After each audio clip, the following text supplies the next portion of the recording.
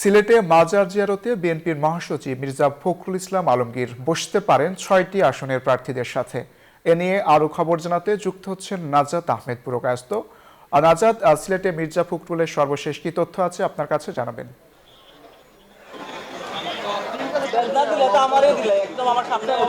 ধন্যবাদ আপনাকে। এই মুহূর্তে কিন্তু একটু মির্জা ফখরুল যে সিলেটের শাহজালাল মাজার রয়েছে সেখানে এসেছেন এবং তিনি যে পাশে যে মসজিদটি আছে সেখানে আসলে আসরের নামাজ আদায় করবেন এমনটি আমরা জানাচ্ছি। তারপর আসলে মাজার জিয়ারত করবেন। একটি বিষয় জানিয়ে রাখি, মির্জা ফখরুল বিএনপি মহাসচিব মির্জা ফখরুল ইসলাম আলমগীর কিন্তু আজকে বিকাল 3:30টায় সিলেটে এসে পৌঁছেছে এবং সেখান থেকে আসলে সরাসরি এখানে এসেছেন এবং মাজার জিয়ারতের পরে তার কিছু সাংগঠনিক কাজ রয়েছে। আমরা যেমনটি জেনেছি, সিলেটের যে 6টি আসন আছে 6টি আসনের বিএনপি মনোনীত প্রার্থী যারা আছে তাদের সাথে কথা বলবেন এবং নেতাকর্মীদের সাথে কথা বলবেন, যার ফলে কিন্তু এখানে কিন্তু নেতাকর্মীরা ভিড় জমিয়েছেন এবং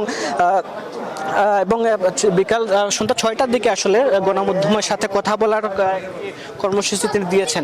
আমরা যেমনটি দেখানোর চেষ্টা করছি, আসলে মসজিদের ঠিক পাশেই আছি আমরা। মির্জা ফখরুল আলমগীর কিন্তু এখানে নামাজ পড়বেন এবং তারপরে আসলে মাজার জিয়ারত করবেন। মাজার জিয়ারতের পরে আসলে সাংবাদিকদের সাথে কথা বলবেন কিনা এটি আসলে এখনো ঠিক না। তারপরে কিন্তু তারা বিএনপির পক্ষ থেকে যেটি বলা হয়েছে, সন্ধ্যা 6টার দিকে সাংবাদিকদের সাথে তিনি কথা বলবেন। সব মিলে এই ছিল আমার কাছে সিলেট থেকে সর্বশেষ খবর। নাজাত, আপনাকে ধন্যবাদ।